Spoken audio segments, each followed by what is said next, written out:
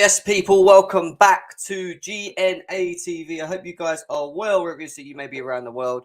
Unfortunate circumstances on the back of the game, but what a performance from the boys in blue. What a performance. One that we should be very proud of. We are going to be delving into that big game, first game at Bernabeu, which was last night, and how we played, discussions on that, player ratings, where it went wrong, why it worked so well, a little bit of stats. Everything. There's so much to talk about today in the space of about an hour and a half or plus. So, we're also going to talk a little bit about the owners quickly before we get into the Real Madrid game as well. Just a little bit of quick news as well. But keep making sure, guys, that you're smashing that like button. Let's get this over 50 likes as quickly as possible, please. So much to talk about. But before we move forward, you know what time it is. Let's cue that intro.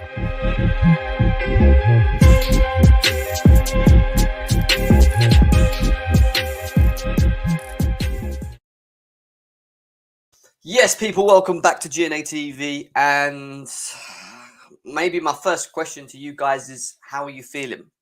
How are you feeling after last night's game? Because I struggled to sleep, not going to lie.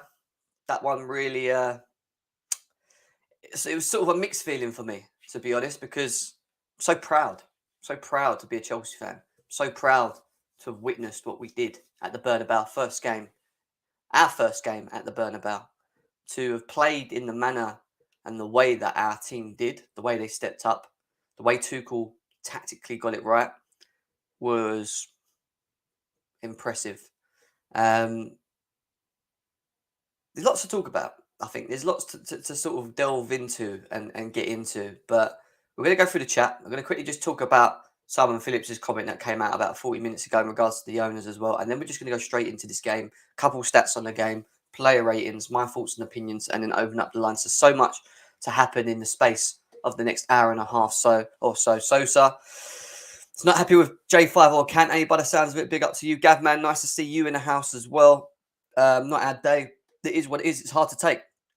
It's one of them ones where everything went so well that when it's taken away from you in the circumstances that it was taken away from us, it was very hard to take. Very hard to take. Well, you know, you guys in theory should win it, man. On the way now, you got Villarreal after Bayern Munich getting completely knocked out of this game as well. You know, so Bayern Munich are out, Villarreal through, Liverpool probably going to beat Benfica. That is an easy road to the final. Don't ever come back to Chelsea after what we did last year and talk about easy runs to the final. That's all I'm going to say to you, Liverpool fans. I don't want to hear it. But you still got to beat what's in front of you. Pulisic, the next Hazard. Sosa's taking the piss out of him. Fouled experiment. Big up to you as well. Vinny's in the house as well. He's saying, big up, Jim. Hope you're well, even though we lost last night. Still proud of the players. Yeah, I hear that. M3, big up to you, my guy. I feel like the overall feeling in here is proud, and that's what you should be. Watford was right. Press right, you'll win, but it's Real Heritage that got them through. I don't think it's too much of that, to be honest, Rams. I get what you're saying, but I don't think it's just that, to be fair. Big up, mate. We were written off because of started the game. Proud of the boys, regardless. Yeah, that's fine. And, you know, rivals coming out and doing little weird things like that, it's just pathetic, really, especially when you look at the way that we performed. Do you know what I mean?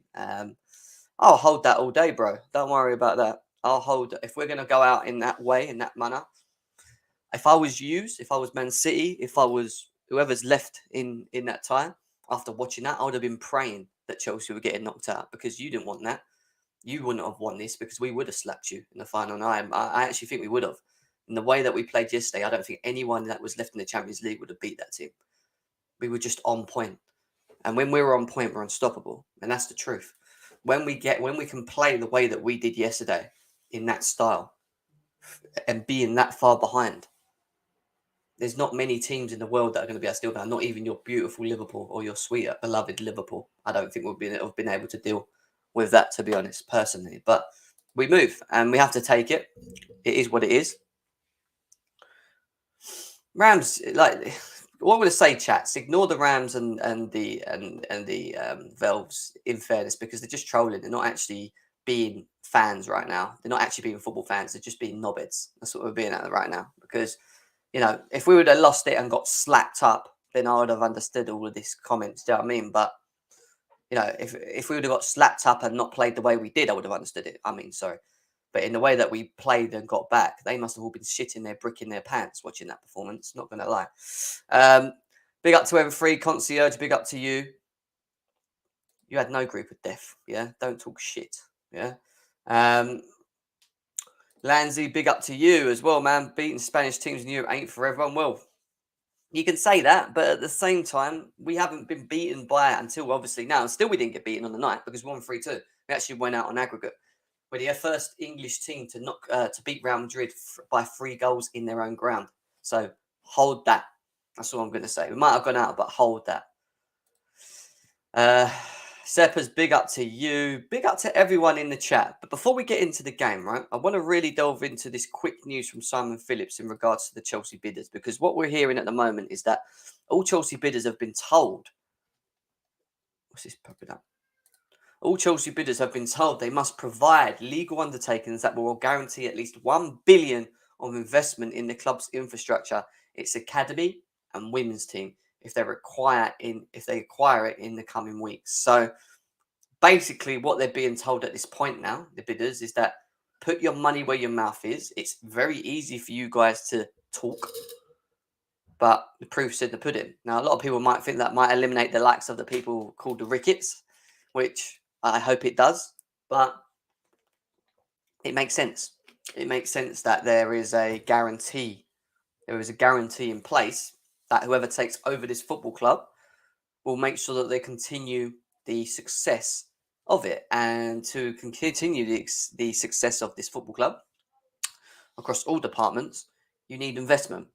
And having an investment like 1 billion being guaranteed for whoever takes over this football club moving forward is a big thing. Big thing. So keep your eyes peeled for that one, and let's see what happens through the progression of Chelsea and their new owners. But we'll get away from that because we're not here to talk about owners.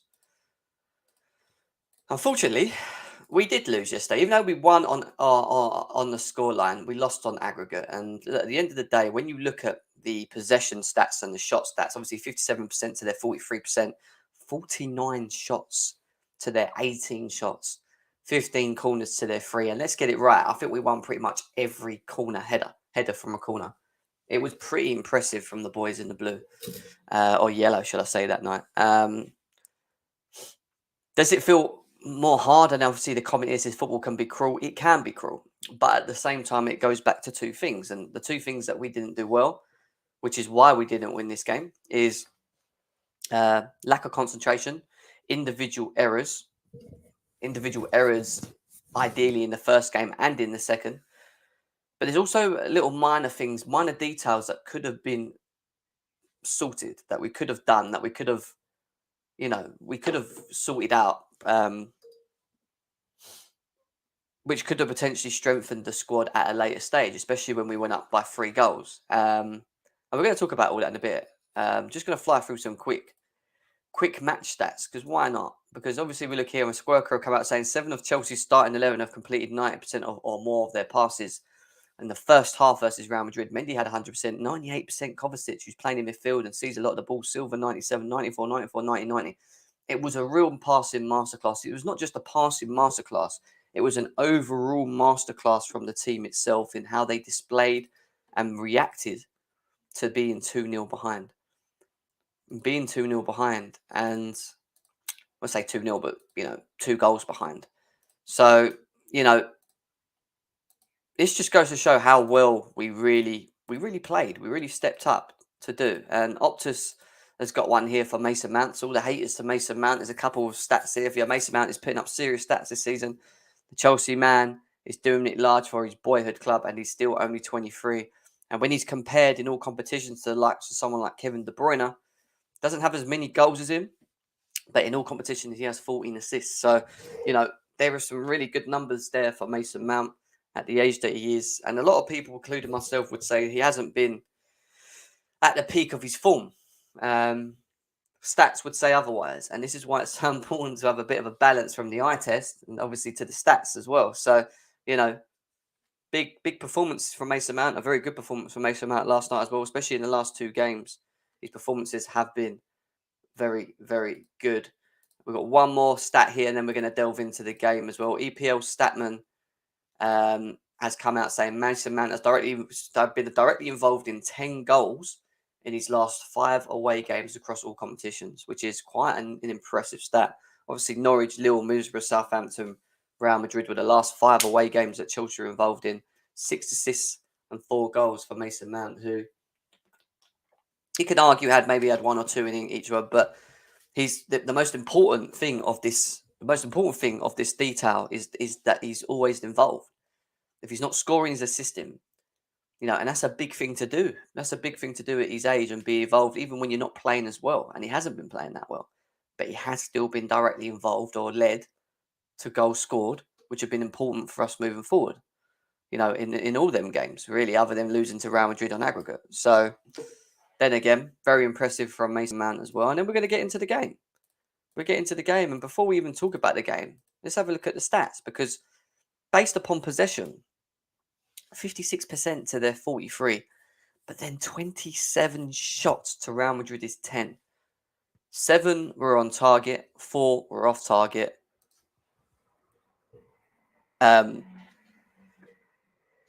It's sorry, 1 second.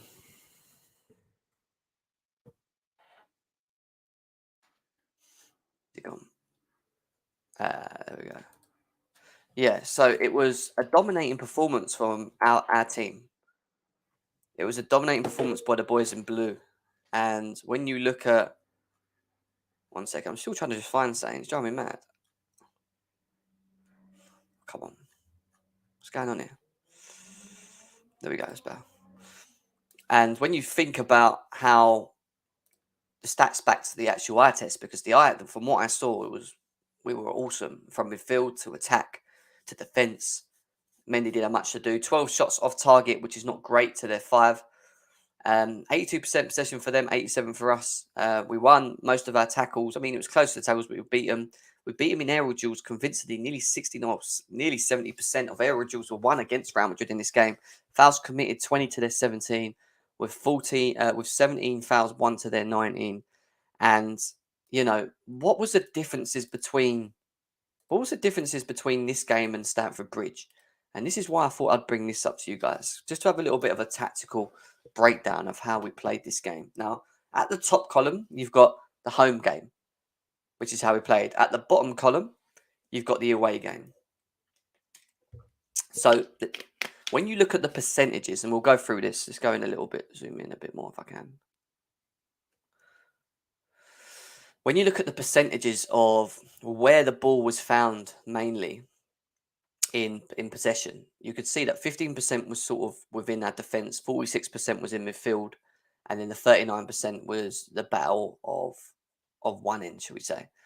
Same again away, 13% to 55% to 32%, more battles in the midfield. But in the forward line, we were more effective, even though we wasn't in the box as more as we was at home, which is unusual. But when you look at the boxes to the right, which is what we're looking at now, these 2 boxes at the top are the formations that we played in the first half against Stamford Bridge and in the second half of Stamford Bridge. And the 2 at the bottom are the ones that we played at the Bernabeu first half and second half.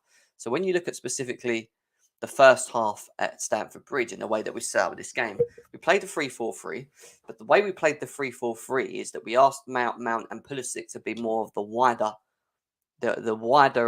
forwards. So they wasn't as close to Havertz in that half. It was a not bad first half. It's just that we got caught on the break and they ended up scoring. We were dominating the game. We got back in the game with 1 goal from Kai Havertz. It kind of worked, and then from that half, we then moved into the second half, and we started to play the 4-2-3-1, which narrowed the 3 forwards more closer to each other, and we played Kai Havertz as a sort of focal point. The reason Tuchel decided to go from that to that was because we were chasing the game. So it made a lot of sense why he did play the back four to try and assert some control, barring the Mendy mistake. So, we go 3-1 behind after that, and he probably looked at that setup and thought to himself, we lost the battle in midfield, because both Kante and Jorginho were very isolated in that game. Our wing-backs in Aspie and, was it Reece James? Yeah, it was Reece James, were just ineffective. very ineffective. And he thought to himself, how do we get more effective in the way that we play? And if you look at the two at the bottom on how we set up in this game and where we found the ball more often as well, is that we started with a 3-4-3, but what he ended up doing was a 3-4-1-2, but with Havertz sort of off Werner, so a bit deeper to support Mount in that area when trying to win the ball back and stuff. So the difference from this three to that three is just purely the fact that he's moved Mason Mount more into a central role to help win the midfield battle. And that's something that we wanted to see at Stamford Bridge. We didn't get it right, and we ended up getting punished for it. Mason Mount found himself more centrally, but also had the freedom role to spread to sort of float around in between Werner and Havertz, who were playing more of like the focal point in the game. So it worked, and it worked tremendously. And that first half against Real Madrid was what we needed. We got an early goal, and a very good goal from Mason Mount. Good link-up play, good assist from Timo Werner, who again, second game in a row, is stepping up. Had a very good game. A lot of people in the chat yesterday were saying they didn't want him to play. I said to you guys, I wanted this formation. The only difference with this formation was that Ruben Loftus-Cheek was involved in this game, which was a slight shock to me. And then again, was he great? I thought he had a good game. I thought he held his own. He got caught positionally wrong sometimes. But that's our first half setup. What did we do in the second half, which was different? Well, what we done in the second half, which was different, and this is when the substitutions were made with Hakim Ziyech and Christian Pulisic, is that he took Timo Werner off, which he shouldn't have done, in my opinion. I still think he should have left him on. I thought Timo Werner was giving him a lot of problems and was very impressive, not only in his running in behind, but his link-up play as well, something that we're not used to seeing with him. He just looked like he had the bit between his teeth, and he scored a great goal, by the way, as well. A very, very good goal. Took Timo Werner off, and then he brought Christian Pulisic on. So he ended up bringing up Christian Pulisic on to play off Kai Havertz, and we ended up losing control of the game. We ended up being 3-0 up at that point, but the issue was that the midfield in Kovacic and Kante were very tired. They were very lackluster. And what Tuchel, the only criticism I have of Tuchel out of all of this is that when Werner scored that goal and we were there, he had the opportunity to bring on another midfielder and tighten it up. What he could have done is he could have brought Jorginho on, just sat him in between Kante and Kovacic, had them a little bit ahead of him, and then just had a free in midfield. You saw the goals that Modric set up to Rodrigo, and you saw the goal that was conceded for Benzema to score.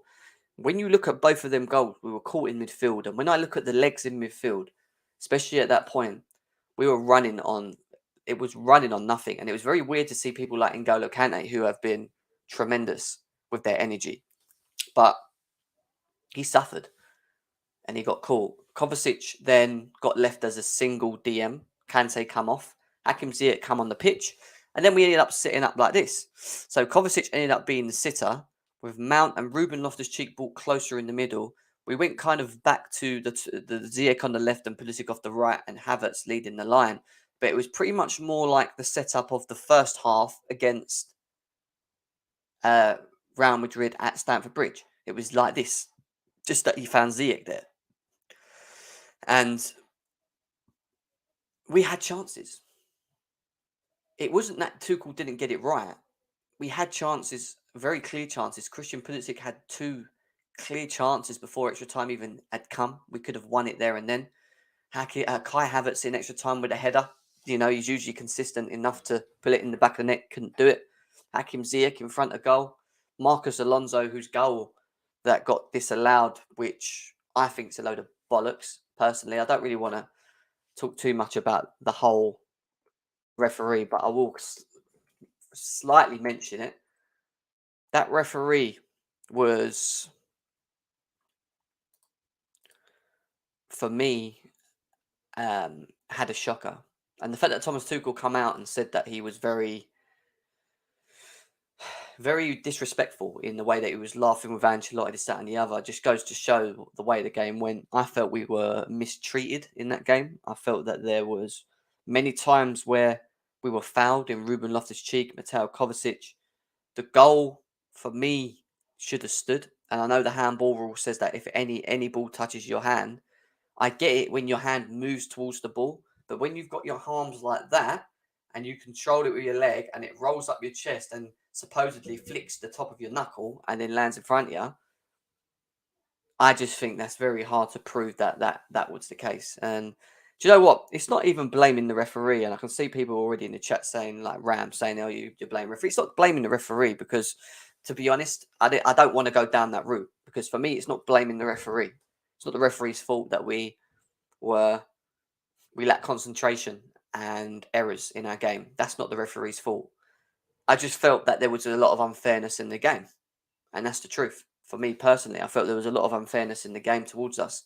But you know, it's not even just me saying that. Thomas Tuchel's come out himself and said he felt like 51% of the whole game was just like the ref and them, and 49% was us. It's like we was not getting any decisions, and it just felt a bit obvious, in many ways. The way he was continuing games, he put Reece James after one tackle in the first half, the first tackle, but then Luka Modric done the exact same tackle, second half, took out one of our players, didn't get nothing, didn't even get a yellow card. I just found it really, really weird. It was getting really stupid. But, in terms of setup and the way that we played, and I don't want to talk about the refs too much because as shit as I think he was, there was still moments where we had control of the game.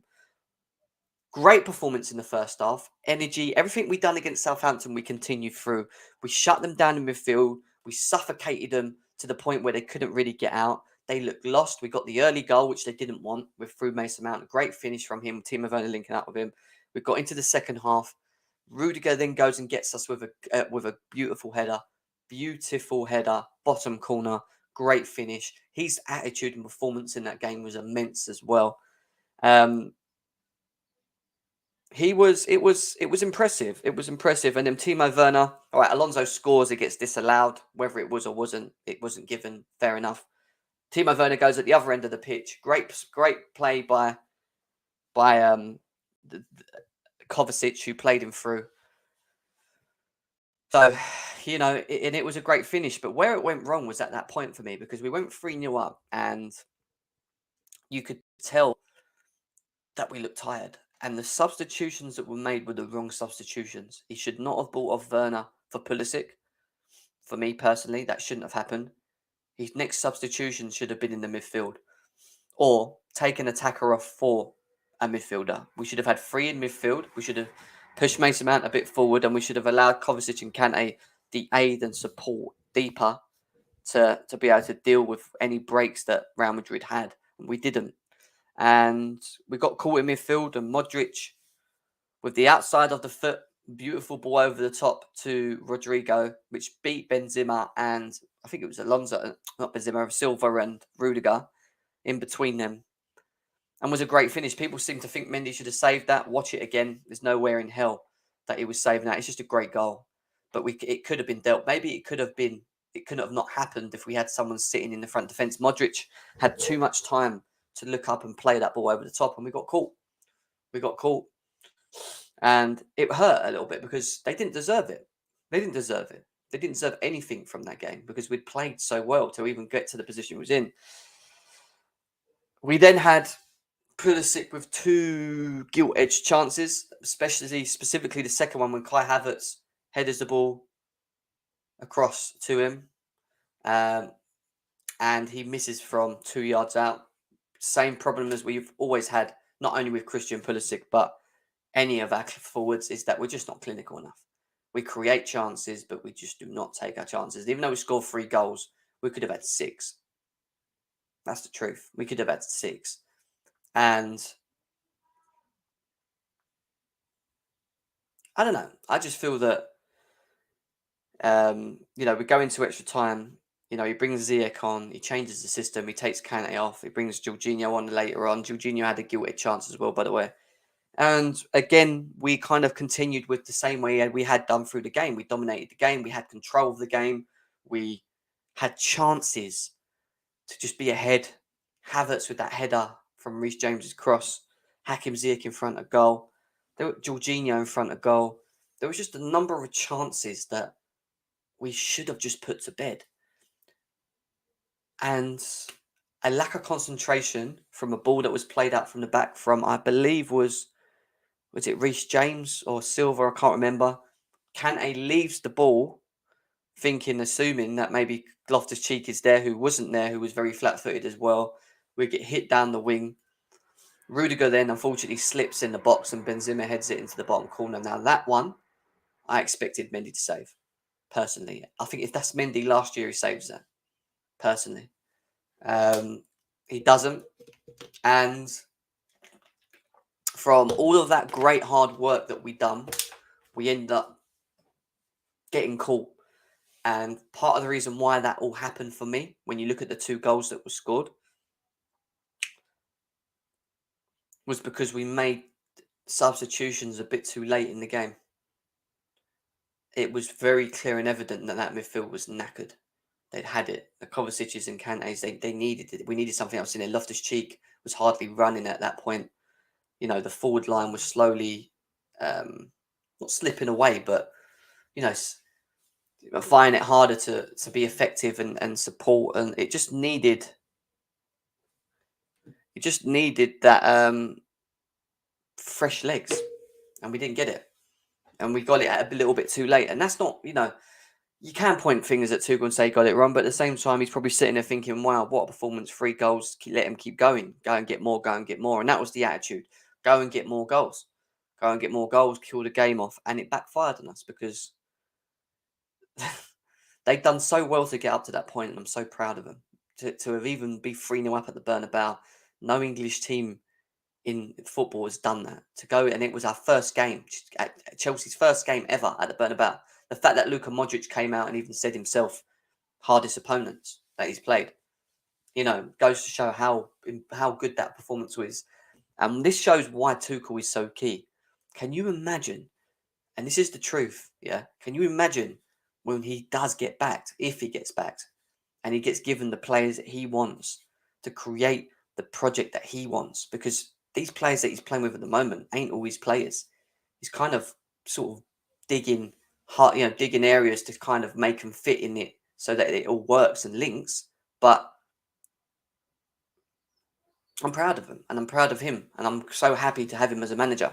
And as hard as it was to see that loss, as hard as it was to see us lose the way we did, I'm proud of everything we've done. And it doesn't matter what any rival says. Forget them. Liverpool, Arsenal, Man United, whatever. There's nothing that they can say to me after watching that game that's going to really bother me. We know the situation. We know what we did that night. And we were great. And as all of us Chelsea fans, we should be proud of what we saw. I do feel that we got it wrong once we went up on the substitution element. And why ultimately we lost this game were 2 big things. One, poor performance at Stamford Bridge, individual errors at Stamford Bridge that put us in the position we was in. And secondly, once we found our way back into the game, we lost that press and we didn't make the substitutions that we should have to help push and secure the win. And we got let down by, again, individual errors from players and the lack of clinicalness in front of goal, the lack of being able to put the ball in the back of the net when the chances are given. And if you don't do that in the Champions League,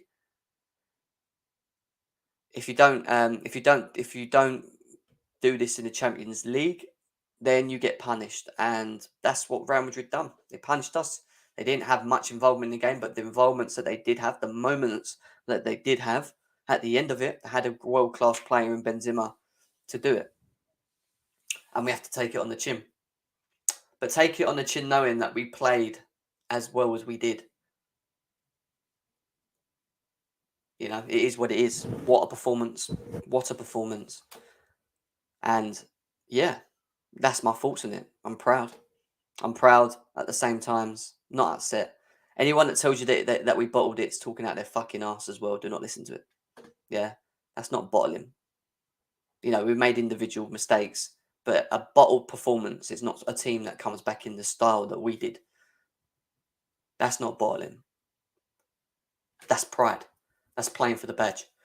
And even players that we've criticised heavily stepped up yesterday and showed what they were about in one of the biggest games in the football, in one of the biggest stadiums in the world. in one of the biggest stadiums in the world. Guys, only got 30 likes, over 100 of you here. Why have we not got the likes up? I've done all that talking, and we're going to go to the player ratings now. And we've not even got enough likes. So let's get the likes up. Let's get these player ratings going. Lines are going to be open for you guys as well. Ram, stop just... Shut up, man. Just ignore him. He's just being a troll. Like, genuinely being a troll. You know, it's funny because James had a world-class performance yesterday. World-class performance. Even Benzema wanted his shirt, bruv. Benzema was like, give me your shirt, bruv. He acknowledged his world-class as well. But let's do it. Get these likes up over 50, though, guys. Come on, we can do that. If you ain't hit that like button, let's do it now. We've got 40 already. Everyone hit the like button again now. That hasn't hit it. Let's get this over 50. 10 more likes. Let's do that, please. The lines are going to be open soon as well. But be proud, Chelsea fans. We went out in style. There's not many teams in the world that could have done what Chelsea did. And let me tell you something now before we go on to this, yeah? If we'd have won that game, we would have won that Champions League. And I promise you now, none of whoever was left to have played us, Man City, Liverpool, I don't care who the fuck it is, would not have wanted to play that Chelsea that they saw at the Bernabeu. None of yous. And the reason they're being bitter, the rivals, is because they're like, whoo, fucking hell. We missed a gap there. Fuck playing that team. But watch in the next upcoming years if Tuchel stays and we build around him. Watch what happens. And you're gonna remember this. Trust me. You're all gonna remember this. Trust me, you should all be worried. That's all I'm gonna say if you're not a Chelsea fan after that performance. Right, Edouard Mendy. Let's go for the ratings on Edouard Mendy, guys. Edouard Mendy's performance didn't have much to do. Do think he could have done better on the second goal. First goal, I don't think he could have done nothing about. Some people think he could have come out and punched the ball. I don't think so. For me, it was just a great goal from Rodrigo and a great pass from Modric. I don't think he was great, but I don't think he was that poor in this game. Ultimately, his mistake against Real Madrid in the first half is the tight decisions or the tight moments where we potentially lost this game overall. So I'm going to give him a 5 for this game as well. I can see people saying 5, 5, 6, 5, 5. You know, potentially, yeah, 5, 6s. Yeah, like, there's not much more to say, really, when it comes to Edouard Mendy, because he didn't have much to do. I want to move on to the defence. Antonio Rudiger. What a performance. What a performance. And I'm going to give him a straight 8.5 without even going any further. Defensively on point. Dealt with anything that come down the left. He slipped for the Benzema goal. Don't blame him for that. It's not his fault. Even if he was standing up, I don't know whether he could have blocked that. Great header. One of the leaders of this team, even though I don't think we have many of them. 8.5 for Antonio Rudiger. Again, showed the attitude and the class, even at the end when we went out, the anger in his face for the moments, because we know we let go of that. We let go of the grip of that game. That was ours to win. That was really ours to win. He was awesome. You know, 8.5, we had the intensity, everyone, we would have won 6-0. Yeah, if we'd have played like we did at the Bernabeu in the first game with the same team, we'd have breezed this Real Madrid team. We would have breezed this Real Madrid team. That's all I'm going to say. 10, they're not even that great. 10, yeah, cheers, Big Ron, big up to you. 10, some people saying 10s. Everyone's arguing around. So for me, yeah, he was at 8.5 in the defence. Thiago Silva stepped up for this game as well, especially after the first game being so poor. But again, El Monstro, so important to this game at 37 years old, doing what he does best. You know, again, I'd give El Monstro an easy... I'll probably give El Monstro a 7.5. Just a little bit less than Rudiger in this one. I thought Rudiger was overall better in the game. 7s, 7s, and 8s. But yeah. Mendy was a 4, is what Jason's saying as well. Decisions during the game. It was stupid of Alonso to be clapping his hands after the referee rejected his goal. What are you talking about? During the game, it was... Yeah, I mean 8, 7, 7. I think 7.5 for me is what I'm going for Thiago Silva again. You know, ultimately let down by most of their performances in the first game at Stamford Bridge, but the second game at the El Clasico was good. Reece James against Vinicius won most of his duels. Vinicius was scared to go around him. Vinicius didn't like the challenge for me. Thought Reece James dealt with him very well, bearing in mind he got a yellow card so early in the game, which worried me. Did worry me. I thought Reece James was class, world class. This boy can play right back. He can play right wing back. He could probably play right forward. Is the ability to shoot. Like he is very, very, very good, and he's only going to get better and better, providing that we keep him fit. He's world class. He's generally becoming a world class performance at the Bernabeu. 8.5 for me on Reece James. 8.5, 7, 7.5, 7.5. Reece James is a 9. If only Trent knew how to pocket Vinicius, that's true. 8. Yeah, he struggles to do that. Right centre back. I mean, I'm not going to read you out the Liverpool ones because it's just salt. Because all they've got in their head is Trent. When it comes to Reece James, they can never applaud a player having a good game. Just saying. What is that, Ram? What are you doing? What is that? That is disgusting. That is genuinely disgusting comment from you. I expect better from you as a Liverpool fan.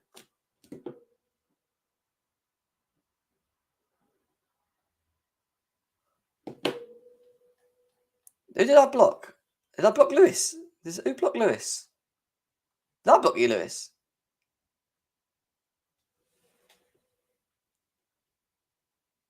I didn't block you, bro. What are you talking about? Is Lewis someone blocked Lewis? I haven't unblocked you. 1 second, man. Listen, my man, I didn't block you. I don't know who's blocked you. It wasn't me.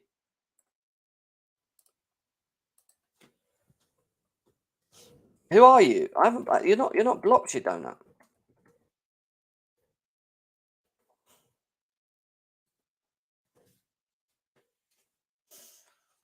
You're not blocked.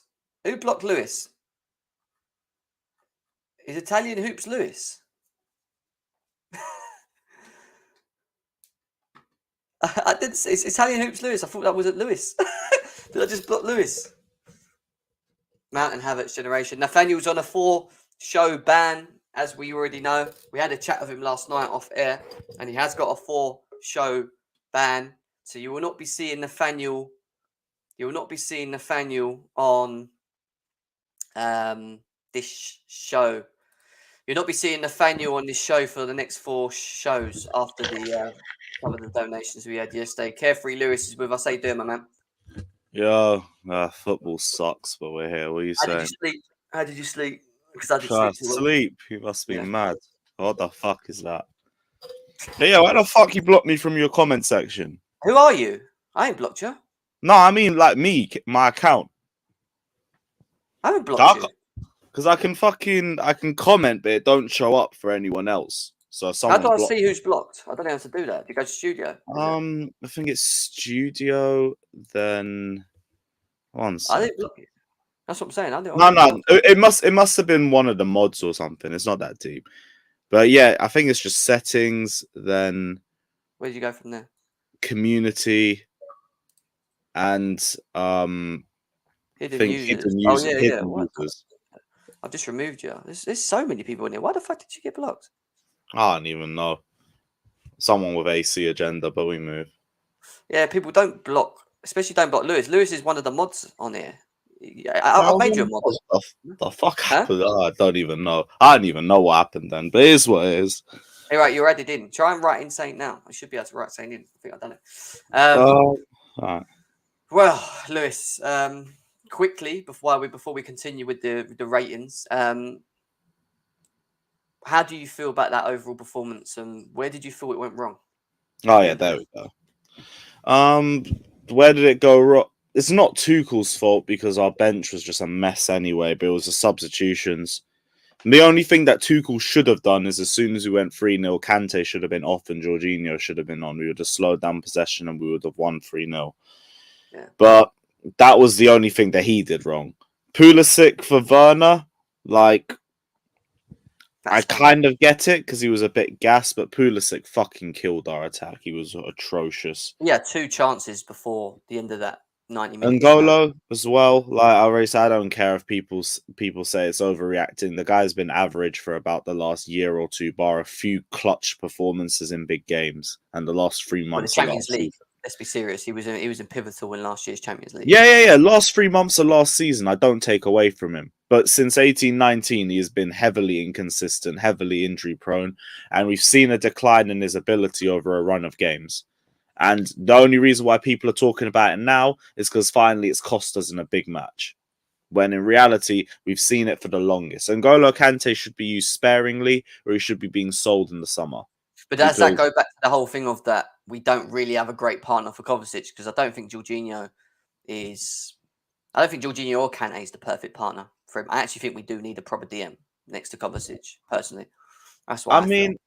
It all really depends on the system. Like I get with Jorginho. Jorginho is great in terms of retaining possession and starting attacks, but in transition he struggles. So I kind of understand that because you need someone who's going to protect the likes of N'Golo Kante. But Kante, like, even if you want to talk about protecting him or not, he has dipped from what he used to be because the old N'Golo didn't need to be protected. He was doing the protecting. Well, let's talk about him anyway. We need to give him a rating of some kind. I actually thought him and Kovacic before the mistakes. This is where we obviously probably see it a little bit different. But for me, I actually think before the 2 incidents, once we went 3-0 up, at that point, I thought him and Kovacic done a good job of dealing with that Real Madrid midfield. And, we ultimately kept them very quiet, limited them to pretty much nothing.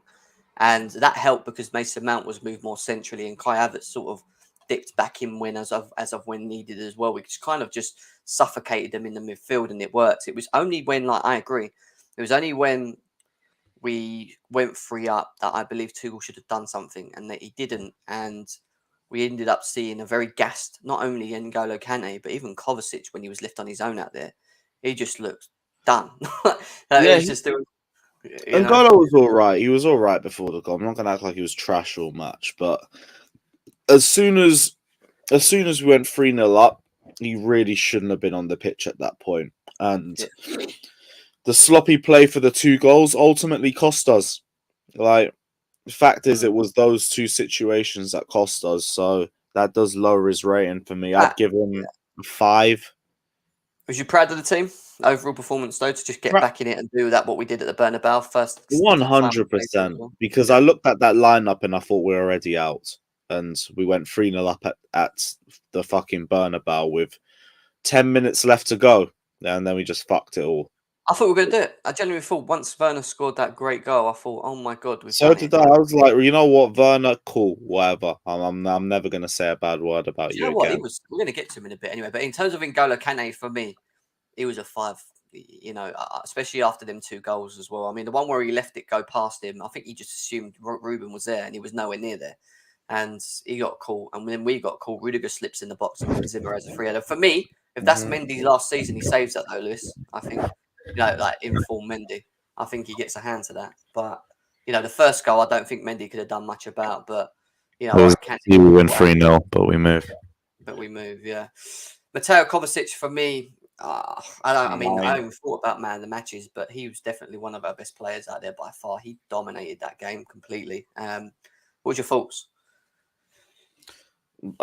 Absolutely battered Real Madrid, and I know he had motivation for it too because he left there and had barely any consistent game time. But yeah, absolutely ran the middle of the park there. Most dribbles, I think, most forward passes, just made it so hard for Real Madrid to deal with him. I give him a 9. Ultimately, I think you're right. When you look at when Camavinga come on the pitch, who had legs, compared to where Kovacic and Kante had worked so hard throughout this game as a 2 to press, and that you could tell they were a little bit puffed out. I feel that when Thomas Tuchel looked behind him, I don't really think he had much confidence in what he had on the bench. Like I think he's looked at that and just gone, like he could have played Jorginho and done the 3. Maybe that would have helped, but ultimately, I just don't. I think he looks at that bench and I think he just thinks, the quality wise, God knows, like he must think. I don't think we're at a level, like we haven't got the players to keep it level, like at the level that we were playing. And I think when Pulisic come on, he could have kept it to that, but he let us down. Ziyech ultimately didn't do massive amounts, that had the good opportunity, but it was ultimately lost because of our depth. And I keep saying it, our quality of our depth is just not there. I'm telling you now, it's just generally not where it needs to be. Nope. But Kovacic had a good game for me. I'd say he was an 8. But yeah, what you saying? For me, it was 9, but I could go for an 8 too. 8 or 9, yeah. Yeah. Whatever you want to go for. Yeah, I mean, he's ultimately just unreal for me. I'll tell you, has surprised me the last 2 games, and he really stepped up again. He ran more distance than any other Chelsea player on the pitch, just to let you know, which is shocking. Marcos Alonso. For me, he was an 8.5. His goal was a goal for me. I don't get how you prove that that's a handball when it didn't even originally hit his hand. It hit his knee, rolled up his chest, and then supposedly touched his knuckle. I don't want to get into the ref and talk about the corruptness, because to be honest, I thought the ref was shit, and people will go, but you're blaming the ref. I think he was shit, but I thought Marcos Alonso's overall game was very good, Lewis. I don't know about you. Yeah, 100%. Alonso was brilliant, and he did get robbed at that moment too. 100%, I agree on that as well. What was it? It wasn't a clear and obvious error, and if anything, he's lifting his hand to stop the ball from touching it because it was in an already harder position when the ball starts moving upwards. So it's just a load of arse, and it doesn't get given if it's the other way around. But here we are in it, so I'm not surprised. Semi-final, second leg against the Spanish side, we get fucked over by a bold referee. Here we are. Doesn't he look exactly the same as the Barcelona ref that we went out to as well? They just clone these bastards. Whenever Chelsea get too close to a trophy, they just think, fuck it. Here we are. Why was the ref doggy for both sides, Rams? I don't get this nonsense with rivals. They can't just go, yeah, to be fair. It's weird because on my socials, a lot of Arsenal fans are actually saying Chelsea were done. And that was Arsenal fans saying they were actually done there. Like, we had journalists that are not even Chelsea fans coming out, bigging up our performances and saying that we were hard done by a poor refereeing throughout the match. Like, it's not just Chelsea fans saying it. It makes me laugh. But we move. Anyway, Alonso, good performance, mate. Well done. Ruben Loftus-Cheek surprised me that he was even on the pitch, to be honest, playing that position. A lot of people seem to think that he was going to play there. And I mean, I feel that he... Well, do you know what it was? I don't think he was ultimately... I don't think it was a great performance. I think he'd done a job, but I just don't think he was... where is he? We've got him down as a forward. I don't know why he's down as a forward. I don't know why... I think that he done a decent enough job. He done his bit, and I don't think he had an overall bad game. But I just feel that in moments of the game, his positional sense, which is not his fault because he's not a wing back. He just wasn't there. I don't know about you and the way he was. Yeah, no. I thought the first half he stunk, in all honesty, but the second half he got better, and he started to raise his performance from there. I think he just needed to feel a bit comfortable in that position, because he really didn't look comfortable at the start of the game. But he got better, he grew into it, so I'll give him a 5, maybe 5.5, pushed to 6. 5.5, 6. I'm going to go over 6. I thought he done a job. I don't think he was exactly terrible. I don't think we benefited enough from him down that wing. I would have expected a bit more going forward, even though we dominated most of that game. So for me, it was, I'll probably give him a 6. What are people saying? 6 is... the rules are different in the Champions League and Premier League. If the ball hits your hand, accidental or not, it will be given a handball. VAR got it correct, but the rule is harsh. Learn the rules, people. That's from a Liverpool fan. Okay, fair enough. We'll see when that happens to you. If that's the case, then it's based on the rule. The rule's a load of arse. If the ball touches your hand at any point in the box as a handball, bruv, there's deliberate handballs and then there's accidental handballs. The ball can be bouncing anywhere. You can't control it. That's a load of arse. Either the referee's chatting shit or the fucking rules are bullshit. It's one or the other. It's true. It just feels very weird. And when Tuchel comes out and says he walks over to like say thank you to the ref, and he's sitting there laughing with Ancelotti, like as if he's mates, it just makes it even worse to me. You know what I mean? Especially on the back that we've just finished the game as well. Fucking idiot. 7 for looking way Not better at surprised. right wing back than Pulisic and Cho ever did. Fair. Fairs. Very low Fairs. barrier. Fairs. Do you know what I mean? All right, let's move on to the front three, because the one thing that we have been very critical of in the past year or plus, we say, since Lampard left, is that we're just not clinical. And you can probably argue that again we kind of faltered in that element. But when you think of Mason Mount, Timo Werner, and Kai Havertz, and the way that they performed that whole game, how they linked up, how they played well, how they worked so hard for the team, I thought them three, not only in this game but in the last game round, were very good. And the fact that they continue that success, and we'll start with the Mason Mount, because his stats at the moment, are very impressive as we speak. He's got more assists than Kevin De Bruyne in all competitions, and he's scored 11 goals. He's, stats wise, he's pumping. Obviously, you could argue that the eye test isn't there with him, but again, he stepped up again in an important game, didn't he, Lewis, with that early goal? And do you feel he kind of disappeared out of the game, or do you think he had an overall very good game, Mason Mount? Started the game very good. Good header, good cross as well to Rudiger for the second goal. Very energetic in the midfield. Did seem to disappear a little bit though. Like I'm not really remembering a lot of highlights from him after half time. But I'd rather not remember him than remember him for bad situations. So I guess that's the positive. Yeah. I'll 7.5, 8. Yeah, fair enough. I'm going to go with an 8. I think he was good. I agree with you. I do think he kind of went missing, but then again, it wasn't for any bad reason, because we were playing quite well with the ball. We really limited them to pretty much nothing, and he had a good performance. He stepped up again in a big game where we needed him to step up, and the fact that he's now got 10 assists and goals in the last 5 away games shows how important. Whether he's not scoring, he's assisting, which is quite impressive. In the stat, yeah, and we said we wanted to see it more in big games too, because there's been the whole thing about him stat padding against smaller teams, and he's got himself another big goal against Real Madrid. Could have potentially been even bigger if it weren't for other individual mistakes. But yeah, Mason Mount starting to turn another corner, so fair play to him. But he must be absolutely ecstatic. Yeah, he scored. I saw saying on here on Twitter earlier, he scored in the quarterfinal, the semi-final, and assisted in a final. Big game player is what they've got him down as now on. That's what ESPN put out for Mason Mount in terms of stats. So, you could talk that he has been important in some of the clutch games. But overall, good performance from him as well. I want to move on to Kai Havertz, because we have been heavily reliant on him in the last couple of games, and he has stepped up, and he did have that. Give me a sec, I'll be back.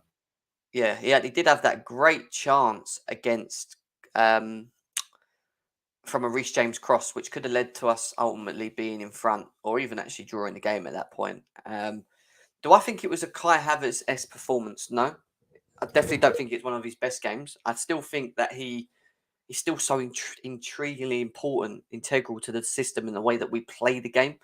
And in this game, his link-up play, working hard, getting stuck in, a bit of shithousery. Out of the three, I would say that Kai Havertz was probably a little bit off Mason Mount. So the fact that I gave Mason Mount an 8, I'd probably give Kai Havertz either a 7 or a 7.5 for his performance. If he scores that goal, then he goes straight to an 8.59. But he just needs that goal. Really moan too much about him missing chances, because he's been so clutch in so many other games, and the amount of minutes the guy's playing as well at his age is impressive. He's progressive. His progression as a player. His progression as a player to this point, where he is at the moment, is very impressive. It's just whether or not he can kick on and do that through a full season with Kai Havertz. But he's the one we need to build around, man. He is that important for me. But like I said to you, I don't think out of the three he was the best. I'd say he's probably the worst. He was the worst. Yeah, he was the worst. And yeah, like, ball barely found him. When it did, his touch was just horrific. Missed a big chance in the second half of extra time too. To be fair, we did struggle to find him, but like with what he had, he just didn't do anything with it personally. So I'd give him a 5. Wow, I gave him a 7. 7? He didn't contribute to anything. Well, I gave Mason Mount an 8, and I Yeah, think and he got a goal and assist. no, but the thing with Kai Havertz is that even though he didn't score, I still think he's still very important in this system, like in how he plays the game. Yeah. Very important So, system. Just like Werner was important to our system last season. It's about the end product for me, especially when you're up front. fine, and I understand that, but sometimes it's just a little bit more than just the end product for me with players because you're not going to always see the likes of people like Kai Havertz scoring every game. It's about the impact in the game, and I agree that he didn't have the I greatest game. understand that, but when I'm But playing someone up top, then I am expecting that sort of product. fair enough, and maybe that he needs a Like bit if of it was time to get Werner that. and he had that sort of performance, I'm giving him the same rating. Yeah, no, I hear that. The energy has to stay the same, and that's why I said I don't think it was his greatest performance. So ideally, a 6. You could probably give him a 6, to be honest. Some That people saying 6s in the chat, but I just, he scores that header, he goes straight up to a 7.58, doesn't he? but if Werner scores a goal in a game that he doesn't score in and he misses a chance, then the same thing happens. Like the fact is, and it's a big game too. We know he can turn up in them. He didn't. He just didn't. And people aren't going to say it because he's built up credit in the bank, but it's the same thing we did with N'Golo Kante when he has mid performances. We say, no, it's fine because he turned up in these performances. He didn't. Yeah, He no, I didn't hear turn that. up. I hear that. I hear that. I hear that. I just think we've been so heavily reliant on him the last couple of At the games. very least, like the work rate was there, but again, it's cool. It's what people His fall work back rate, on for Werner. his work rate, his link up play, his movement. He just doesn't have. I get you. When he had, it was. I don't think we found him enough personally in terms of creating chance for him. He had that one big chance in front of goal, which all right he didn't take. And ultimately, you got to look at it as it is a big game, and you need these players to step up. Maybe you should have scored that. So 5. If you give him a And to 5, Wira, like, cool, Mount can disappear in the second half. Kai disappeared all game. So at least one got a goal and an assist. So I don't want to yeah, hear it. In the yeah. second half, by the way, the one that he disappeared in. Mm. Yeah, well, and he had that great chance on Reece James's. That was the chance when it really when he just put it past the post as well. So, yeah, I hear it. I hear it. I hear what you're saying. Let's talk about who I thought was the best actually, Timo Werner. Timo I mean, Werner. what the fuck? What the fuck's this guy is inevitable, isn't he? He's literally like Him and Alonso, man. The fact that like, it could have been one or the other that got our third goal that nearly sent us through to the semis is ridiculous. even he said himself that he thought his goal was like the winner. Like he was celebrating like he thought he'd done it as well. Do you know what? He just He did deserve he it. He deserved it, really did. and Imagine, like what Fat is saying, we could be calling it the Bernabeu as we speak. oh fucking hell, man, We fucking were hell. 10 minutes away from it, and fucking N'Golo, but we moved. Let's talk about his overall performance though, because it wasn't just about obviously again scoring's important, and I mean what a good goal that was to have that composure. But you know what I've noticed with him in the last 2 games, and I hope he continues with it. Even his goal against Southampton when he ran around the goalie, that was all just composure. He didn't panic. He just kind of done what he should have been doing a year ago. Do you know what I mean? Like don't rush and get it on target, be composed and do what you're supposedly meant to be good at doing.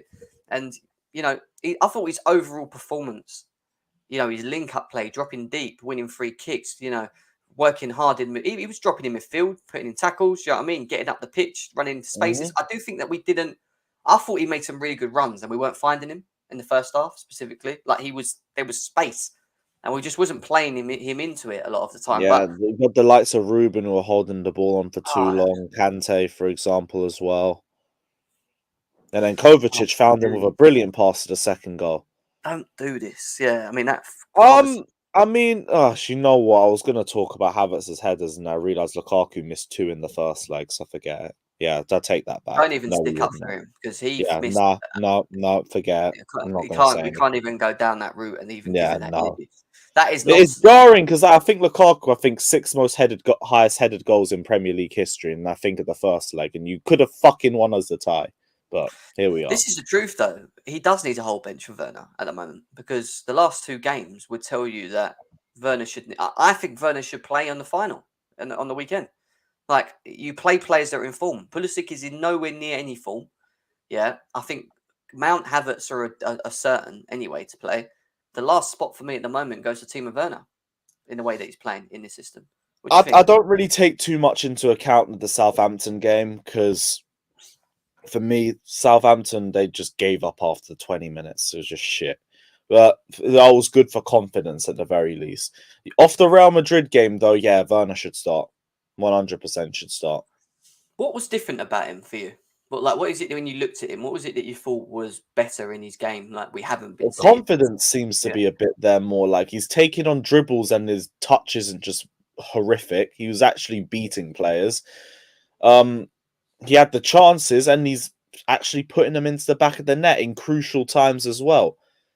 Like it's those little things because we've seen him in such a low level of form and ability and confidence that this is ridiculous from him personally. But I'm seeing a different play and it's looking kind of similar to the Werner that we saw for the first month or two when he joined us. Yeah. Before he went off on that November international break and just fucked I himself. just hope this game doesn't affect him mentally because he seems like you said, like a mental player. Like he needs like that, that like good air, if that makes sense. Like it's good to hear that the fans. I hope he hears that as well. Like the fans are actually, supporting him. And they always supported him, even when he was playing shit. They're still singing his name. To be fair, but he needs to kick on with this, and he owes us these performances now, and he owes it to himself if he wants to be at this club. If he continues playing like this, he will stay at this club. I know people don't want to see it, but he will. I wouldn't mind him staying at the club if he's playing like this because at least he's an option. At least he calls. That Real Madrid team didn't know what to do with him, with his movement. It was too much at some point. Especially in the way that he was playing the game. And I just ultimately don't think he should have come off the pitch. I think we fucked up. I just don't think we should have took him off. It made no sense doing that. He was a threat. It was more of a threat than Mount and Havertz. Even when they were going quiet, he was still more of a threat. So I don't know. It's we'll have to see. We'll have to see with Timo Werner, but it's good to see from him anyway. And yeah, I mean, is it even worth quickly mentioning the subs because Christian Pulisic? Should we just keep it short and sweet? I mean, 0. And it's not what Jesters was saying. Like, it's not for the chances. I don't really care too much about the chances. Like they both come to him in very tough positions in a high intensity moment, and I don't think anyone really except the best does anything with them. So it's not that deep. My problem was the turnovers. He was just shit in possession. Every time he got the ball, he lost the ball. I saw Jorginho come in the second half of extra time. He gave him 3 really good different ranges of passes. One diagonal ball over the top, another on the ground, another in a good position on the right-hand side. Missed every single one of them. Fucked up them all and returned over possession. That's where my problem is with him, not with the missed chances. So for me, 0. Didn't contribute anything. We were worse as a result. Werner should have stayed on. And that's the biggest problem, isn't it? Our bench. We can't rely on it weren't Tuchel's fault. Our bench just looked atrocious. We put on who we could put on. Yeah, we just can't rely on them, And Josh, we've spoken about Jorginho's sitter as well. The guy got a shot on the volley in the 119th minute, and he's a DM who has never scored in. Well, it wasn't really a volley, was it? It was rolling along the floor, and he just scuffed it. Was it not on the volley? It rolled to him on the floor. He scuffed it. He was right. You know what? Let me look back here. But the fact is, still, I'm not expecting my DM to score the goals, so I don't care too much on that front. When Jorginho's a prolific goal scorer, we can have that conversation, but he's not. So I don't look at that. Close to goal. Can he not at least get it on target? Like, let me look back at this one. I've got it here actually. It's bouncing. I've got it here actually. Let's have a quick look. Guys, are you gonna play it? No, I've got a clip of how he's hit the ball. So it's come to him where he's sort of has he swung his left foot? It's not even his right foot, isn't it? This is left foot. What do you want us to do with that? I think to be fair to him, he's tried to turn his body and hit the ball, and he's just completely scuffed it on his weak foot. By the looks of it, there, So. Look, I don't. People say it's agenda, but I'm not getting at Jorginho for missing a chance. Like, so if you ask me who I want on that pitch for that to drop to, he's one of the last people I want it to drop to. For a reason. That was Havertz or anyone else. You give him the ball in the positions Jorginho was giving him, I'm expecting him to do something with those balls. He wasn't. He didn't do anything with them except turn over possession. That's my problem. Him in those positions is meant to do more than what Jorginho is meant to do in that position. Because you don't regardless expect if we score Jorginho to 3 finish goals his on against chances. Canada's 2 giant errors with a difference. Yeah. Yeah. Let me I see. don't know. It's peak, isn't it? I mean, it's hard to blame him for it. I'll put the link in the chat. I've only got about 20 minutes, half hour, guys, and I've got to shoot. I think Lewis is streaming at 3. I've got to go out. So Yeah. 20 minutes more left. So if you just want to come on for 20 minutes or so, let's come in. We got Winter Surfer in the house. What's happening, Winter Surfer? How are you feeling today, mate? Yeah, I've calmed down after yesterday. I don't think it was good for me to go on streams after the game. Yeah, same. I stayed away from it. I stayed away. I'm more disappointed. Declan Rice scores this. Yeah, 4 goals in all contests. He's got 4 goals in all contests. Big up my guy Johnny, by the way, but that's the free wildest scoring, part of my the life. free scoring, that clown, his little teabag side chick. Yeah, with those ridiculous. Get Rice. He's going to score goals. 4 goals in all comps. He's got 4 goals. Yes, you can hold that. But it's like I put there. It's missed opportunities. Even in the first leg, that second half, we should have bagged at least another goal in the first leg. It's just we're not clinical. I don't think people understand how bad this squad is, right? How much overhaul we have to do this squad.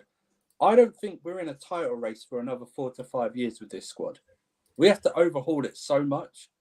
It's bad. I don't think people really understand how bad it is, the situation we're in terms of what we have to do for this squad.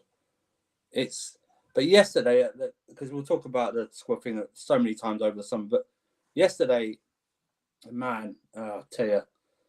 Who performed? Who impressed you the most from yesterday's performance? Who do you think had actually a good game and he could have? Reece after the yellow card, I thought he was very good.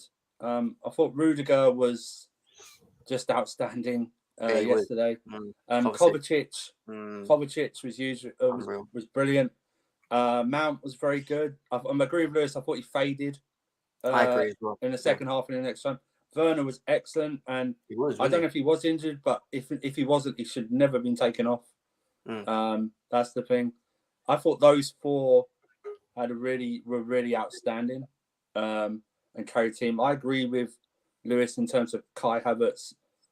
First half, he was pissing me off the amount. He was coming out wide, going deep. Just stay in the middle. Yeah, I hear that. He does do that a bit, doesn't he? Just be the focal point. You're supposed to be that. Be the focal point. Yeah. But Ruben, first half was, as his name is, cheeks. Second half, he was better. But listen, over the 2 legs, Real Madrid were not better than us. Nah. I refuse. No. Over the 2 legs, they were not better than us. They were just more clinical.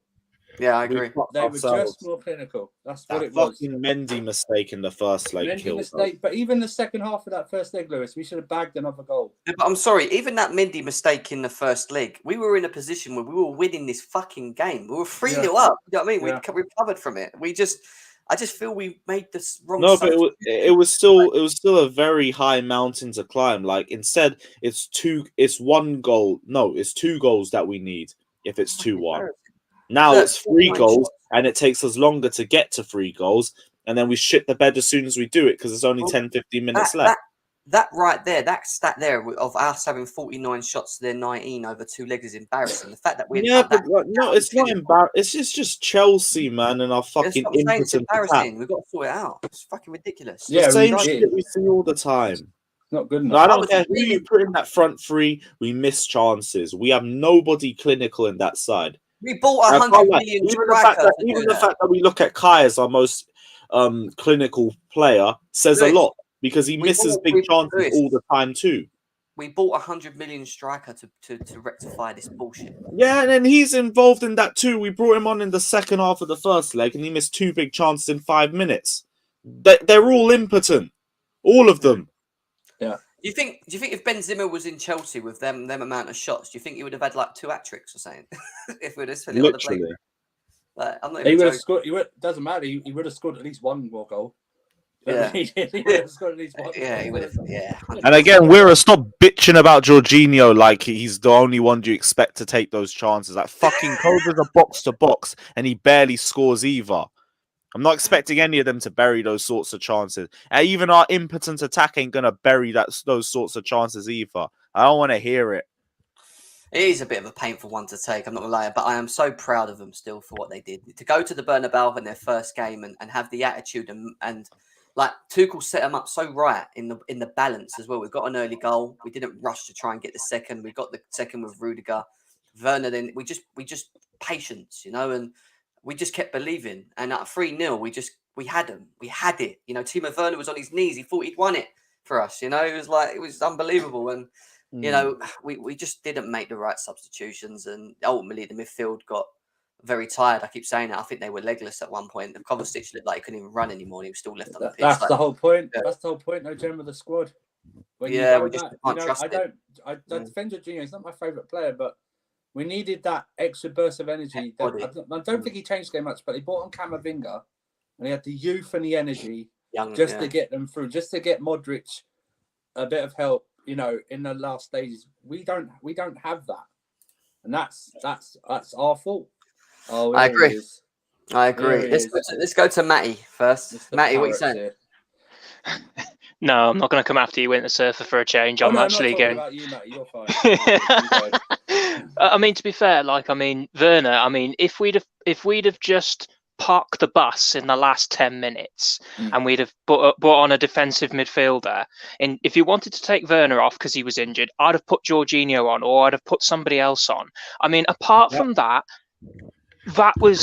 we would have won that game, honestly, and I'd have been saying to you, Winter Surfer, where's the Werner hate? But to be fair, why did we bring Pulisic on? Why did we do it? I mean, we'd have been better off putting Harvey Vale on, as far as I'm concerned. We'd have been better off putting anybody on, to be quite honest with you. I just think that, my nan could have scored that from that range, and she died nearly 10 years ago. And, it's just absolutely dog shit. It's like, why do we still have him? He needs to go along with Lukaku. Honestly, I mean, if I'm not wanting to hear any more about people saying that Jorginho should have buried that. Pulisic had flipping 2 chances that he should have buried. Havertz had the header as well, didn't he, Matt? Havertz had that header. Yeah, as well. and Ziyech had a chance off the left, didn't he? Ziyech, yeah. They all should have done better. Yeah. So I'm not hearing it, to be quite honest with you. I think, to be honest with you, I mean, I agreed a lot with you, Winter Surfer, on the terrace last night. I mean, we actually played reasonably well, and I thought that, to be honest with you, as much as Josh, you terrible man. You terrible man, Josh. Hey, Josh, get on the fucking stream, man. Josh has got ammo right now. He's on fire in the chat. Go on, let's go. Mate. Finish, mate. Go on. Well, he needs to get off his knees and stop playing with Pulisic, man. But I mean, let's put it this way. We played well. We came in, we played well, and we came in with the intent to win it. It was just the momentum that died, within the last 10 minutes. Apart from that, that's it. I think it's Kante literally just the same. Sorry. I'm letting this fucking idiot rattle me. I'm just saying, Matty. That after we scored that third one, it needed the senior players to calm everyone down, right? We need to calm them down and go, do you know what? For the next 5 minutes, let's everything that comes into our half, and I know I'm talking very old school here, none of this fancy, unless you can get it to the person directly, there's no one in front of them, just hoof it. I don't care. Let's just calm ourselves down. Let's just get through the next 5 minutes. Let's see what the gaffer does. And let's go through. But I think even Lewis, I was on the stream, I don't know if Lewis agrees. It looked like we were searching for a fourth.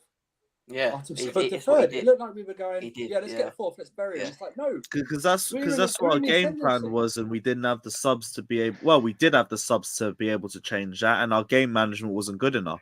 That's why it's on Tuchel. Because when it comes to subs, I've already said our bench was limited. We couldn't do much. But the one thing we could have done is we could have brought on Jorginho and taken N'Golo off, and we didn't do that. And it's not even because N'Golo was the one that led to 2 goals. It was one or the other that has to come off, and Kovacic was the better player. So it should have been N'Golo that came off as a result of that. He was legless as well, though. That was the fucking problem. That's Even when the he problem. So was Werner, and he was legless, and we brought on Pulisic. The fact is, he's in good form in that game, and that's enough for me. Do you know something? I mean, if we were hell bent on taking off Werner, why didn't we just why didn't we just bring on a defensive midfielder and just park the bus? That's what we should have done. I mean, Yeah, I'm, if we I'm just shut Mount, you just leave That's Mount the and problem. Havertz It's the up there. game management. If we would have shut out the midfield, that first goal wouldn't have happened because the spacer for Modric wouldn't have been there because they were just not there.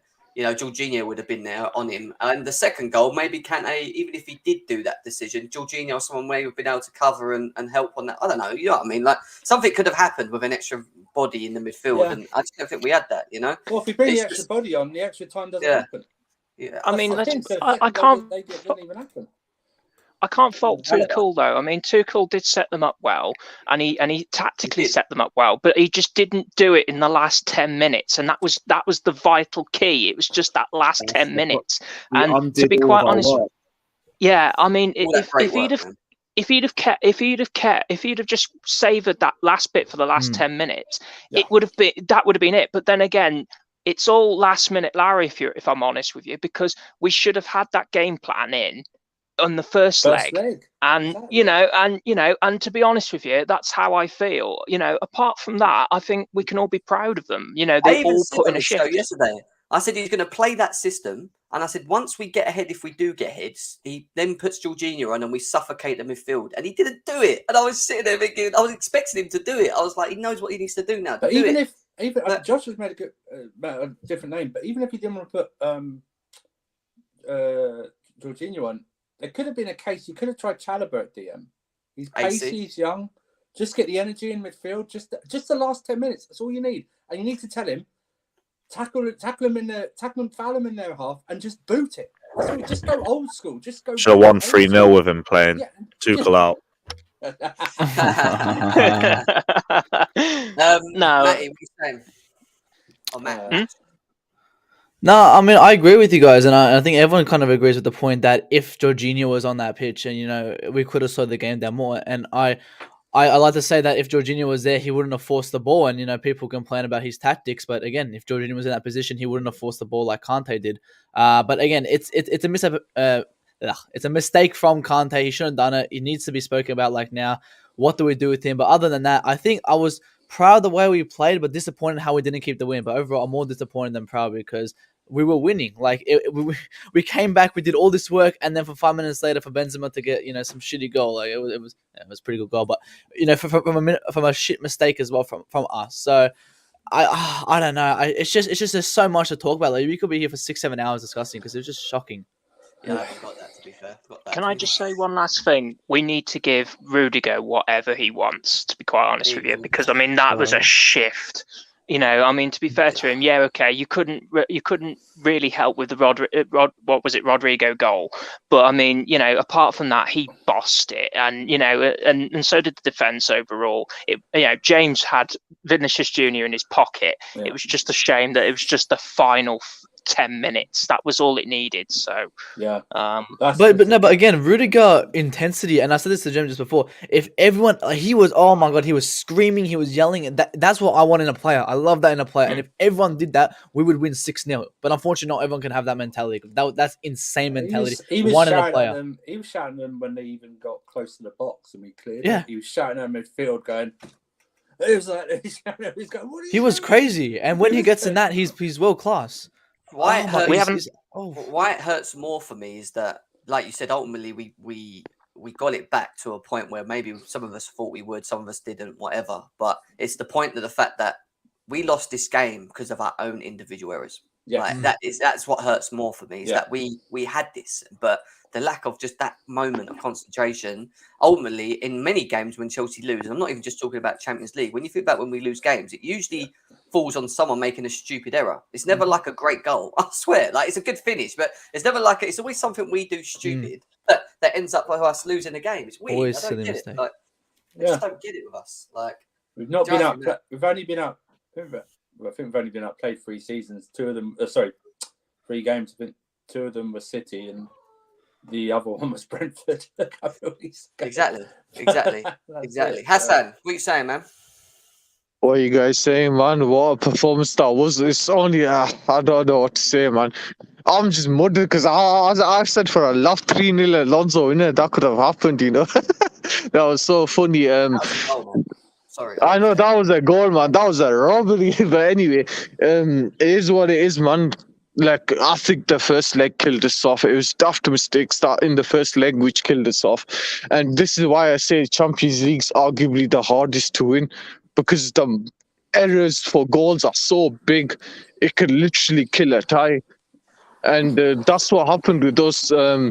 But to be honest, I'm quite proud of the guys' performance, because I think this is the first time that English side has put 3 passes in the Bernabeu, something like that. So yeah, I mean, no English side has ever done that, I think. And yeah, there's nothing much else to say. It's just individual brilliance from Real Madrid mixed with our individual errors that have cost us the game. Alonso played like his grandfather today. Werner was absolutely. I think personally for me, the top 4 that were contenders for man of the match were Werner, Mount, Cover, and was it Rudiger for me? Like they were the top 4 for me that could all win. Yeah, exactly. They all had good performances, but the one person that didn't have a good performance today was Pulisic, man. I just don't know why he was on the pitch. If that was Hudson-Odoi, oh my God, you'd see banners out, pitchforks. No, but I'm saying you'd see banners and pitchforks out for him. It's trash versus garbage, but let's be honest, we need this. We need to strengthen Thomas Tuchel's side. There's quite a big defence for Pulisic, isn't it? And it tends to be from it's trash versus garbage, man. That's what it is. But what about Loftus-Cheek as well? Do you think because I think he was shocking. I think he was shocking. He was first half. He was. He was. No, he wasn't. Yeah, he was. His positional sense was a bit. All game, yeah. His positioning was off. W, I'm not taking anything from you. You want to bring a free scoring Rice in who's only scored 4 goals. No, I never said that. I never said that. Yes, you did. You said. What did I say? What did I say? On Lewis's stream. You said you bring him in and he scored that goal, even though he's only scored 4 goals. No, I never said that's what Jordan said. No. I said that Jordan. Let me finish. You're an echo chamber. Let's move on. Let me finish. I said that Jorginho has to at least get on target. Did you get permission to finish? And I also said that Declan Rice is a better player than Jorginho. That's all I said. So, W, what was your thoughts, W, on this game? Come on, let's hear it. I thought we dominated for full 90 minutes. I think we were unlucky with the 2 goals that went in. I do think, though, players like Pulisic, Havertz, and Jorginho should have took their chances. But other than that, I think we were the better team and we were just unlucky. We were a better team the second leg. In the first leg, we wasn't. I think even in the first leg, we wasn't. After Real Madrid scored those 2 goals, I don't think you can't be the better team losing 3-1. That's the way I see it. Like, you can't. It's impossible for me. Even if you are dominating the game, possession. This is the thing with possession. It can be deceiving. People think because you have more possession, you're better. It doesn't work like that. Like for me, it's about what you do with that possession. And I don't know. We'll see. But breaking news is Stephen Paglucco confirms the makeup of his Chelsea bid includes John Terry's True Blues Group. John Terry's. But yeah, go on, W. What you saying? I also thought that the bench let Tuchel down. Bringing on Saul to win the game, that is a disgrace, man. I feel bring Saul on for legs. That's why he brought him on. He was just dying. But what do you expect from Saul? Yeah, but I'm saying I think that shift from Pulisic. Yeah, man. I think we missed players even Lukaku. Bring him on. No. Even actually, Lukaku, you know what? I wouldn't mind to see how Lukaku did in that game, even though I think he would still have been his usual lamppost to stand there. Even Hudson-Odoi, just run at defenders. Nah. Yes. No, Lukaku maybe not Hudson, but not Hudson. No, Lukaku wouldn't have run, which would they're both options at the end of the day. Hudson-Odoi is trash. He's not trash. He's just trash. He can't walk properly because both his Achilles are done. Okay, he's done. Yeah, he's just done. We'll see, innit? We'll see. You said that last year. People said that last year. We'll see. Once you say we'll see, and you'll blink and you won't be at Chelsea anymore. Yeah. I'm telling you. No, what do you mean? He's definitely here next season. Be on loan to Charlton. That's where he's going to be next season. I doubt it, man. We'll see it. I think he may struggle to get games if he continues not taking his chances. Personally, and even though I feel like he's had. I think it's been good this season. Well, no, Hudson. The problem with Hudson-Odoi is he's inconsistent like the others. 4 goals in 4 years. He'll have a good little game here and there. Context. He'll be a ghost, and he won't even know he's playing. The last 2 months, he struggled. Before that, he was good. Exactly. That's not good enough for Chelsea, though, is it? What is our standards right now? Yeah, that's most of our attackers though. Where's Werner been for 2 years? Yeah, exactly. That's what we're saying. But it's not what we're saying is not Callum Hudson-Odoi is probably not any better than someone like Timo Werner. That's what I'm saying. I Or doubt fucking that. Pulisic. Well, I think- it's just, I think- again, it's the same point. Trash versus garbage. I think It is technically- FYI. like one shiny poo with another shiny poo. I That makes think- no sense.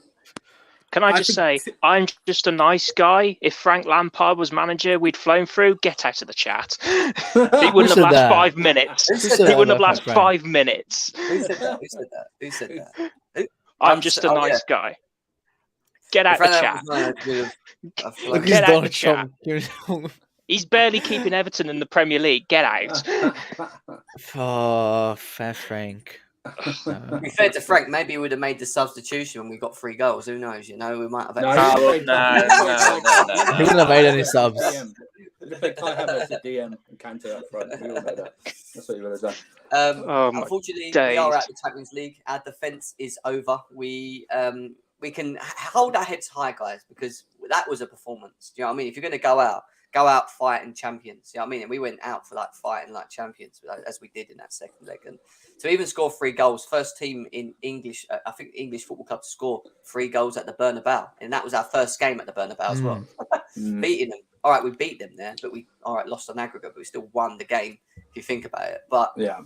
it's definitely just shows that we've got a manager that if you just back him, give him a couple of players with a strong enough squad, that in games like this where we have this moment again, being able to switch the game up with quality and continue the same level of performance going in, going through that game is what we need, and we don't have that at the moment. And what we've found out massively this season is that yes, we have some certain players like Havertz and his progression, and that's been very good, and it's getting better, and that's great to see. But what we have seen is that this current squad, and our main 11 supposedly are decent, but the people that come off the bench are just not good enough, and that's a problem, and that's where we fall, because when they bring Camavinga on and he's got legs, even though I don't think he's a great player, and you've got Kante and Kovacic who are just puffing now because they've worked so hard to stop Casemiro, Kroos and Modric from being forward in that game, and Thomas Tuchel turns round and he goes,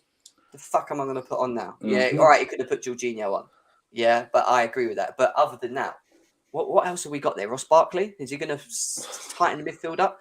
You know, what we're going to do? We're going to throw on Ziyech and play him off right wing? Like, what are we going to do? Like, there's just not enough options there, is what I'm trying to say. He needed a stronger bench, I think, personally. Yeah. We just need to worry about. It's going to take We us just need to. Go on. Go on. So it's going to take us at least 3 seasons to overhaul this squad, I think, minimum, because of who we have to sell, the price we have to sell them for. I thought you should have brought on Harvey Vale. It's a whole team. It's a whole. Sorry. Keep going, Andrew. Keep going. Just keep going. What did he say? He said we should have bought him Harvey Vale. That's what he said. Why would you? What? What? See what I mean? It's just an echo chamber. But yeah, sorry. I mean, We're be so fair, let like- down by these players because they like Timo Werner is a good example. Like he will be shit for like 5, 6, 7 games, and then all of a sudden he'll have really 2 good games. And it's like we're stuck. We're like, what the fuck do we do here? We play Exactly. Same as Alonso as well. Well, I don't think that attacks the fault for this game. Say you only get paid when you play well. I would like to put some of these players on these contracts. But W, we had 50 shots. We had 50 shots. They get second jobs.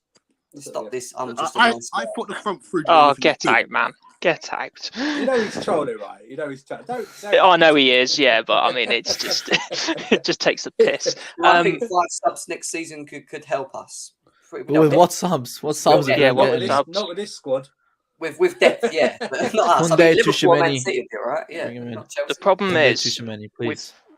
with backing, with hopefully with financial backing from Tuchel, it then leads to the big question of who's our next owner's going to be, who is going to pump in that amount, you know, and that's our job as fans to make sure that obviously our voices are continuously being heard. Because if we're not being heard, then then Tuchel's going to keep failing, or the squad is going to keep failing, and as a consequence, then he's going to look for other avenues. So I was gonna ask. Sorry. that was it. I'll keep going. Does it say? Do you think Conor Gallagher would have been a good option off the bench if he was on the bench? Yes. Yes. Maybe, But maybe not. only- We don't know. but only because what I've seen him play at Crystal Palace. I don't know what if the development would have been Yeah. playing for us this season. That's one Do you know more. what I Yeah. mean? So I can't go. Yeah, he would have definitely, because I don't know how many games he would have got for us this season. So would Yeah. we bring him back in August? Because I'm Of still on the course, fence. man. Like, I don't know. Yeah, I would. you have to bring I back don't know. Gallagher, man. I'd bring him I'm back. Borja would. and Colwell. We need as much as we need other things. We definitely need to revamp the midfield, and this is where I was going to bring in the uncomfortable topic Jorginho of N'Golo Kante. You guys think we should keep him in the future, or You keep Kante, so If we we want to need to make start this having that team like you guys are conversation. saying, if you guys want to say, let's bring on these subs, yes, these people have to say Kante, Jorginho. These people have to say, if you want to have this Man City team, and then Tuchel can look, yes, I can bring these secondary options on. Yeah. He They have to can't. say if you can build a team like He that. can stay for me as long as he's used in a sparing role and he takes a pay cut. Which means And he I has do to think reduce his wages then, Lewis. Yeah, and I Yeah. actually think he would do that, to be honest. And He's if a he humble did, guy. fair enough. Like, he's not trash or anything like that. You just No, cannot he's not. rely on him consistently. That's Kante's my I think you humble give him guy. a 2-year. I think you give him a 2-year extension, just 2 years, and you say it's reduced wages. That's the I only think way. you keep either Jorginho or I don't think you You lose keep both. either. Either one of the two. will Yeah, will yeah. stay, That's one if, will go. but that's if what we get. How many midfielders? Just Tchouaméni on Gallagher. Well, Yeah. you So you then get it's Declan Gallagher Rice. back. You get Gallagher back. Too many you and get Gallagher Tchouaméni. would be good. I mean, that would Yeah, be yeah. So then we'll just keep Obviously, Kante. Yeah. imagine composition Tchouaméni. Fucking hell, in that game, fucking Hmm. with an actual DM sitting there in front of him, like he would be able to fucking be more electric, mate. I'm telling you, Kovacic is another one whose progression's just getting ridiculous as well. He's And mad. Billy Gilmore as well. Oh, fucking hell. Not yet. Billy Not Gilmore. yet. Not about Billy Gilmore, actually. I mean, Billy Esther, man. I don't know about that, but Billy Gilmore's another good shot. That's someone who never watched any Esther at all. Yeah, you probably wasn't alive at that point. You probably see something like that. Anyway, guys, I've got to shoot. Big up everyone in the chat. Still over 210 of you here. Big up to you. Unfortunately, we didn't make it through on this occasion, but you know we can go out knowing that we fought till the last minute of this game. We did have the lead and we let go of it. Maybe we made the wrong decisions in regards to the tactical element of it. But be proud. Don't listen to what the rivals have to say. They can fuck off, to be honest. They give a shit what they were to say after that. If anything, I keep saying it, they're probably breathing a sigh of relief, because if we did go through, I don't think anyone would want to play that Chelsea team that played You like don't that. play this team. If we're the underdogs, you don't want to play. No, you don't play You that don't want to play Chelsea. us. We're the You underdogs. stay away from that team. And I said to you, if we'd have won this game, I think we would have won the Champions League. We would have been underdogs, presuming City go through. And I don't think we beat City over 2 legs, though. 100%. we don't need to. Just need to beat them over one and draw the next one. Oh, We'll true beat that. City this time and we'll beat Liverpool. Liverpool will shit themselves playing us again. They don't like playing Chelsea. They don't care what anyone says, even though they beat They us. still haven't won a game. Yeah, but no, not properly. Ever beaten us in 90 minutes this year, Liverpool. So that goes Or to show 100 or there's 120. or 120, yeah, exactly. So Yeah, we just have to and focus on when the you FA think Cup. about the last game round, how many chances did we flop again? We could have been 3-4 up. You know what I mean? It's ridiculous. Exactly. All the same. Anyways, All the guys, same. enjoy the rest of your day. Go Pulisic check tax. Carefree Lewis out at 3 o'clock. He is doing a stream over there. But so make sure you check him out. It's his name, Carefree Lewis G. Over 200 of you. Go over there if Minerals. you don't know already. Go and subscribe as well. Big up, everyone, and we'll see you whenever I see you. Actually, what we got? Prem show. And then we got the final weekend. Yeah, so the preview to the final. Semi-final Sunday. Yeah. Semi-final. Jumping the gun. Don't Jumping the say gun final, already. Jeb, it's I've got too many preview. finals in my head, man. Semi-final, I'm going to Wembley as well. Yeah, big up, Foolish man. shit to go. Foolish shit to go is what Matty's saying. Werner to stay at Chelsea. Let's go. No, I need that. Kepa starting FA Cup. Resign AC.